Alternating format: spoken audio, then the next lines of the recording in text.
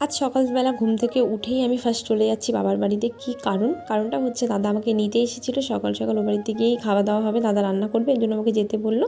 আর বাড়ির থেকে আমাকে দাদা নিতে আসার আগে দাদাকে গিয়েছিলো বাজারে, বাজার থেকে এই সমস্ত কিছু এনেছিলো। আজ রান্না বান্না পুরো দাদাই করবে, জাস্ট আমি দাদাকে একটু হেল্পই করে দেবো। এসে দেখি দাদা এদিকে চিড়ের পোয়া রেডি করছে আর কি, ও এটাই রান্না করবে। তো আমাকে বলেছিলো সকাল সকাল বাড়িতে কিছু বানাতে হবে না, এখানেই খাওয়া দাওয়া করবি। তো আমি চাটনিটা একটু দাদাকে বানিয়ে দিলাম, আর দাদা এদিকে সমস্ত কিছুগুলো দাদাই রেডি করে দিয়েছিলো। তারপরে ভাই আর দাদা এদিকে খেয়ে দিয়ে নিচ্ছিলো। তারপরে আমি চলে আসলাম বাড়ির দিকে। বাড়িতে এসে একটু গ্লুকন্ডি গুলে দিলাম আমার বরমশাইকে, আর ওকে খাবারটা দিয়ে দিলাম, খেয়ে দেবো, বেরিয়ে গেলো। ওদিকে আমি পুজোটা দিয়ে নিলাম। তারপরে আমার আবার চলে গেলাম ভাইকে পড়াতে।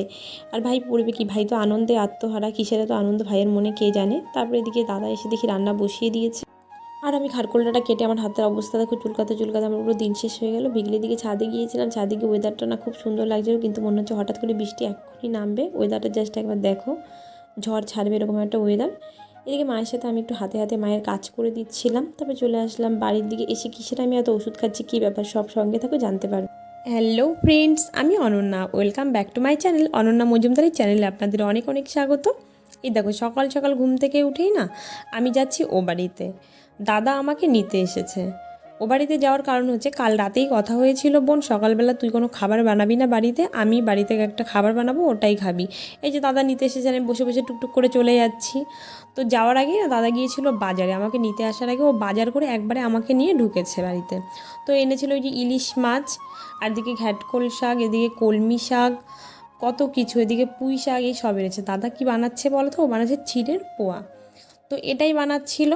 তো আমাকে যেরকম বলেছিল যে তুই সকাল সকাল চলে আসবি, সকাল সকালই আনতে গিয়েছিল। আর এদিকে এই যে চাটনিটা বানানোর জন্য টমেটো বাদাম সব কিছু ভেজে রেখে দিয়েছে কারি পাতাটা তো দিয়ে। আর এদিকে ওই যে চিড়াটা ভিজিয়ে রেখে দিয়েছিল। এদিকে আর কি মশলা যা যা দিয়েছে, কাজু বাদাম, তারপরে টমেটো পেঁয়াজ সব কিছু দিয়ে এটা বসিয়ে দিয়েছে।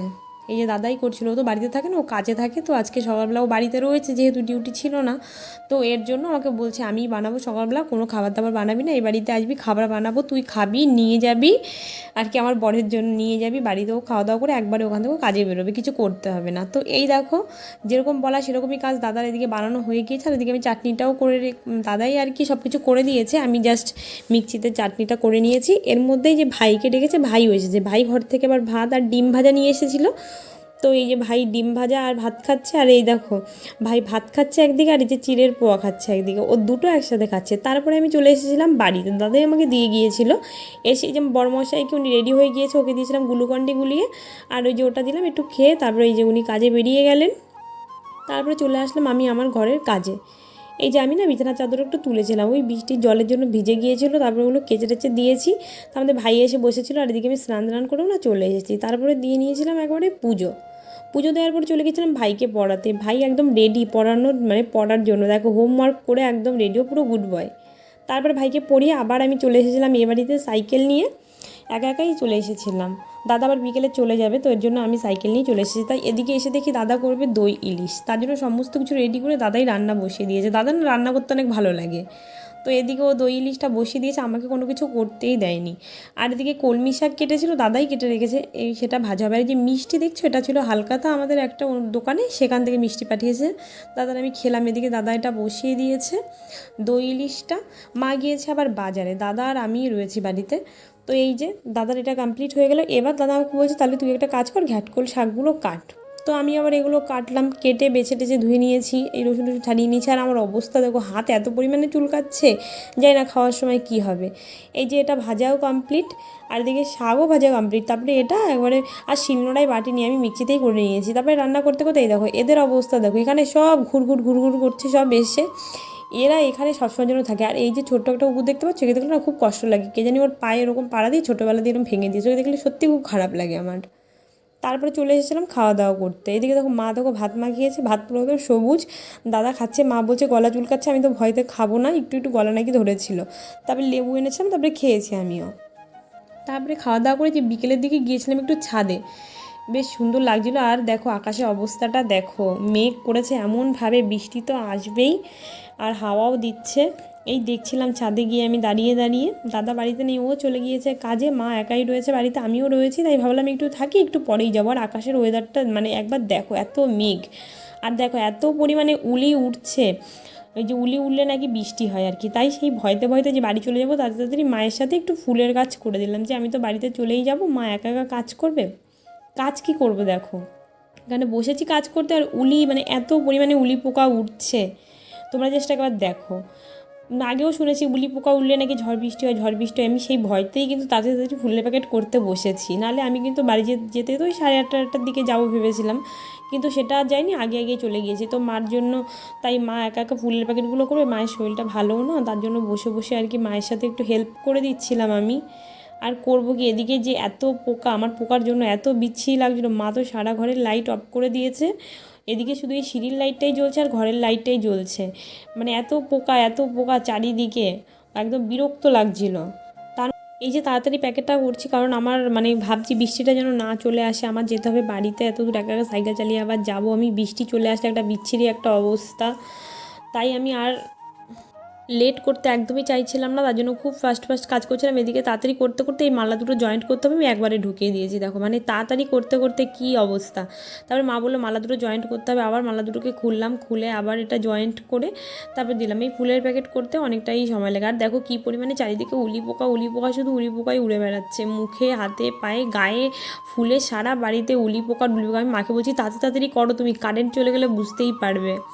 তারপরে এই যে এই প্যাকেট করা কমপ্লিট হলো, এদিকে দেখি হঠাৎ করে বড় একটা ব্যাঙ ঢুকেছে ঘরের ভেতরে, এই দেখো এই যে এ কী করছে, উড়ে মানে এই উলিগুলো উঠছে তো, ও এসে সব খাচ্ছে এগুলোকে, আমি দেখছিলাম। আরও ছোটো ছোটো ব্যাঙ ঢুকেছিল ঘরের মধ্যে, শুধু লাফিয়ে লাফিয়ে দেখি প্যাকেট করছি আর ব্যাঙ ঢুকছে লাফিয়ে লাফিয়ে ঘরের ভিতরে, আমি দরজার সামনে বসে বসেই করছিলাম আর কি, গেটের সামনে। তো এর মন মতন ব্যাঙ আর কি, পেট ভরে মন ভরে এই উলি পোকাগুলোকে সব ও খেয়ে নিয়েছে। তারপর টিকটিকিও ছিল, টিকটিকি আর দুজন মিলে বেশ ভালো মতনই এরা খেলো, খাওয়া দাওয়া করলো। আর এত উলি পোকা, দেখো কি পরিমাণে উলি পোকা চারিদিকে। তারপরে আমি ভাবছি ও খাচ্ছে একটু খাক, তারপরে ও খাওয়া দাওয়া কমপ্লিট হলো, তারপরে আমি ঘরটার গুছিয়ে নিলাম আর কি। এদিকে এই যে ফুলের প্যাকেট করাও কমপ্লিট। তারপরে আমি আর ওয়েট করিনি, একবার না বেরিয়ে পড়েছিলাম। দেখো যেতে যেতে কতটা সন্ধ্যা হয়ে গেছে, আমি শুধু ভাবছি ভগবান যেন কারেন্টটা না চলে যায় আমি যেতে যেতে রাস্তা দিয়ে। তারপরে এই যে সাইকেল চালিয়ে চালিয়ে আমি যাচ্ছিলাম, আমি যেতে যেতে দেখি না কারেন্টটা যায়নি। তারপর বাড়ি থেকে অবশেষে গিয়ে পৌঁছালাম, গিয়ে না একবার তাড়াতাড়ি রান্না বসিয়ে দিয়েছি, এদিকে ডাল বসিয়ে দিয়েছি আর এদিকে বসিয়ে দিয়েছি ভাত, আর করেছিলাম এই যে বেগুন ভাজা, পটল ভাজা, আলু ভাজা, এটাই করেছিলাম, আর বেশি কিছু করিনি। আমি বাড়িতে এসেও কিন্তু রান্নাটা তাড়াতাড়ি বসিয়ে দিয়েছি, কেন বলো তো, ওই কারেন্ট চলে যাবে কি না এই ভয়তেই তাড়াতাড়ি বসিয়ে দিয়েছি। কিন্তু ও না এসেছে সেই রাত 11টায়, লেট করেই এসেছে আজও। তারপরে এই দেখো রান্না করে উঠেছি, গ্যাসের অবস্থাটা দেখো, গ্যাসটা সবই ক্লিন করে নিলাম। তারপরে ও আসছে, এবার ওর জন্য ওয়েট করলাম আর কি। তারপরে ও চলে এসেছে, আমি না আর স্নান করিনি, ঠান্ডা ঠান্ডা লেগেছে তো আমার। ও বাড়িতে কাছ থেকে এসে ও সবসময় জন্যই স্নানই করে, তো ও যখন করেছে বললাম ওই ঠাকুর ঘরে ফুলগুলো নামিয়ে দাও, একটু ঠাকুরকে ধূপ ধুনো দিয়ে দাও। ও আর তাই দিয়ে দিল, দিয়ে তারপরে ঠাকুর ঘরে পর্দা টর্দা বন্ধ করে তারপরে বসে পড়লাম দুজন মিলে খেতে।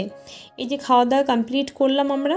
আমি তো ভাবছিলাম কারেন্ট চলেই যাবে, কারেন্টটা যায়নি, সত্যি কারেন্টটা অনেক ভালো ছিল। আমরা খাওয়া দাওয়ার পরে কারেন্ট গিয়েছিল, তারপরে যে খাওয়া দাওয়া করে এসে থালা বাসন সব মেজে নিলাম, মেজে নিয়ে তারপরে চলে গিয়েছিলাম বিছানা করতে, বিছানাপত্র সমস্ত কিছু করে নিয়েছি।